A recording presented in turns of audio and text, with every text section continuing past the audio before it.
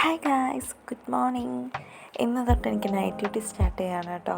എനിക്ക് എഴുന്നേൽക്കാൻ ഭയങ്കര മടിയായിരുന്നു. എന്നാലും ഇന്ന് പോകണ്ടേ, അതുകൊണ്ട് ഞാൻ എണീറ്റു കേട്ടോ. എണീറ്റ ഉടനെ ഒരു ചായയൊക്കെ ഇട്ടു. ചായ പിന്നെ എനിക്ക് മസ്റ്റാണല്ലോ. ഇന്ന് നേരത്തെ എണീറ്റുകൊണ്ട് തന്നെ എനിക്ക് ഇഷ്ടം പോലെ സമയം ഉണ്ടായിരുന്നു. വൈകിട്ട് 6 മണിക്ക് എനിക്ക് ഡ്യൂട്ടിക്ക് പോയാൽ മതി. അപ്പോൾ അതുകൊണ്ട് തന്നെ ഞാൻ രാവിലെ എഴുന്നേറ്റ് കുളിച്ച് ഫ്രഷായി. നല്ല ആവിയായിരുന്നു ഗൈസ്. അല്ലെങ്കിലും ഇപ്പം എന്തൊരു ചൂടാണ് നാട്ടിൽ. കഴിഞ്ഞ ദിവസം ഇവിടെ വയനാട്ടിലൊക്കെ ആലിപ്പഴമഴ പെയ്തു എന്നൊക്കെ പറയുന്നത് കേട്ടു. ഈ വീഡിയോസിൻ്റെ അകത്തൊക്കെ കണ്ടായിരുന്നു. എന്ത് രസമായിരുന്നു അതൊക്കെ കാണാനായിട്ട്. നല്ല റൗണ്ട് ഷേപ്പിൽ ഐസ് ക്യൂബ്സ്, നല്ല ഭംഗിയുണ്ടായിരുന്നു. നമ്മുടെ ഇങ്ങോട്ടേക്കും കൂടി അത്യാവശ്യം നല്ലൊരു മഴ പെയ്തിരുന്നെങ്കിൽ ക്ലൈമറ്റൊക്കെ ഒന്ന് തണുത്ത് കിട്ടിയാനെ. എനിവേ, അത് വിടാം.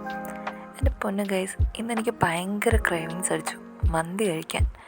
ഓൺ ദ സ്പോട്ട് ഞാൻ അവിടെ തൊട്ടടുത്തുള്ള ഒരു കടയിൽ വിളിച്ച് ഓർഡർ ചെയ്തു കേട്ടോ. പെട്ടെന്ന് തന്നെ അവർ കൊണ്ടുതരുകയും ചെയ്തു. എൻ്റെ പൊന്നു ഗൈസ്, ഇവിടുത്തെ മന്തി ഒന്നും പറയാനില്ല, അടിപൊളി മന്തി.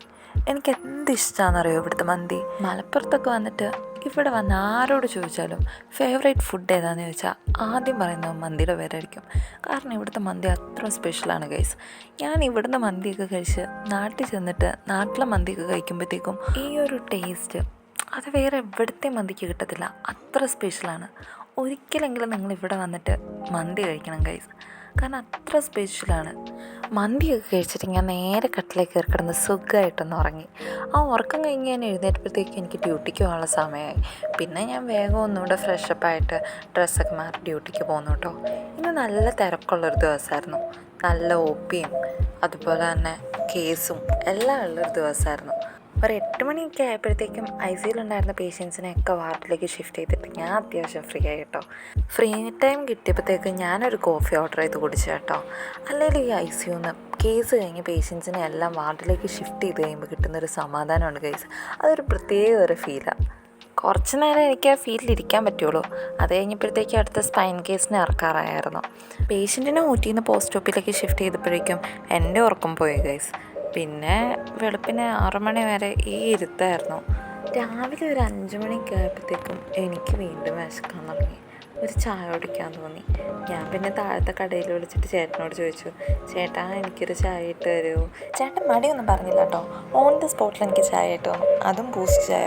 അത് അടിപൊളി ചായ, എനിക്ക് ഒത്തിരി ഇഷ്ടപ്പെട്ടു കേട്ടോ. അങ്ങനെ 9 മണി ആവാറായപ്പോഴത്തേക്കും ആദ്യത്തെ പേഷ്യൻറ്റിനെ വേഗം ഞാൻ വാർഡിലേക്ക് ഷിഫ്റ്റ് ചെയ്തു. രണ്ടാമത്തെ പേഷ്യൻറ്റിനെ കേസ് കഴിഞ്ഞ് ഇറക്കി. ആൻഡ് ദെൻ മൂന്നാമത്തെ പേഷ്യൻറ്റിനെ കേസിന് കയറ്റി. അങ്ങനെ ഇത്രയും പണിയൊക്കെ കഴിഞ്ഞ് ഞാൻ ഇങ്ങനെ ഇരിക്കുകയായിരുന്നു. ഇന്നലെ ആംപ്യൂൾ പൊട്ടിക്കുന്നതിൻ്റെ ഇടയിൽ ചെറുതായിട്ടൊന്ന് തട്ടിയിട്ട് എൻ്റെ കൈയൊന്നും മുറിഞ്ഞിട്ടുണ്ടായിരുന്നു കേട്ടോ. അതാണ് കേട്ടോ ഞാൻ കെട്ടി വെച്ചിരിക്കുന്നത്, വേറെ ഒന്നല്ല കേട്ടോ. എൻ്റെ കൈ കണ്ടോ ചേച്ചി? ഇന്നലെ ആംപ്യൂൾ പൊട്ടിച്ചതാ, നല്ലപോലെ മുറിഞ്ഞു. എന്നും എന്തെങ്കിലുമൊക്കെ കാണും.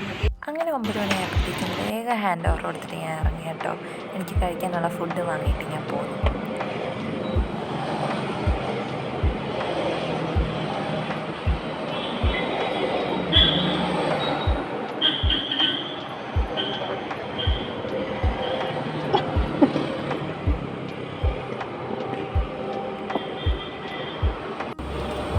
നൈറ്റ് ഡ്യൂട്ടി കഴിഞ്ഞ് മടുത്ത് വന്നിരിക്കുകയാണ് ഗൈസ്. ഞാൻ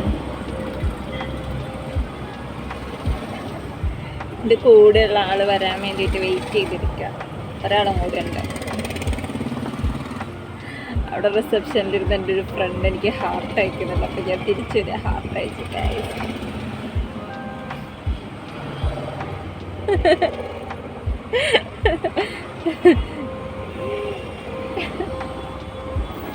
കണ്ടോ, ഇത് കണ്ടോ,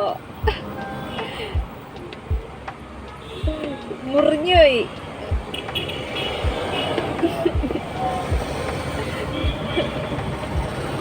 ഗൈസ്, ഇന്നലെ ഞാൻ ആംപ്യൂൾ പൊട്ടിച്ച് എൻ്റെ കൈ മുറിഞ്ഞുപോയി ഗൈസ്.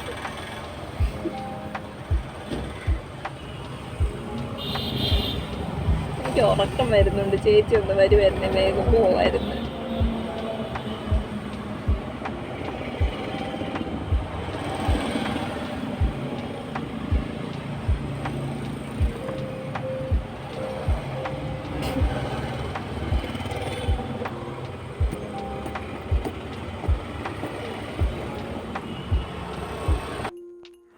തിരിച്ച് വന്നത് ഞങ്ങൾ വേഗം പോകുന്നു കേട്ടോ.